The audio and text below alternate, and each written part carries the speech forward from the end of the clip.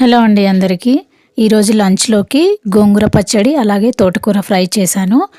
ఈ గోంగూరని ఇట్లా సింపుల్గా ఆయిల్లో ఉడికించుకొని పప్పు గుత్తితో దంచి తింటే చాలా బాగుంటుంది. నేను ఇక్కడ గోంగూర, పచ్చిమిర్చి, ఆనియన్, వెల్లుల్లి కొంచెం ఆయిల్ వేసి మొత్తం మగ్గేంత వరకు ఉంచుకొని ఇట్లా పప్పు గుత్తితో దంచి ఇట్లా పచ్చి ఆనియన్స్ మీద వేశాను. తాలింపు కూడా వేయలేదు.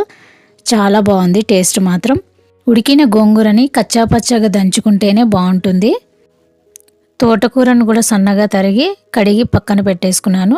తోటకూర ఫ్రై చేసేటప్పుడు తోటకూరను కడిగిన తర్వాత వాటర్ అంతా పోయేంత వరకు ఉంచి తర్వాత ఫ్రై చేసుకోవాలి. అప్పుడు తోటకూర అనేది చాలా బాగుంటుంది.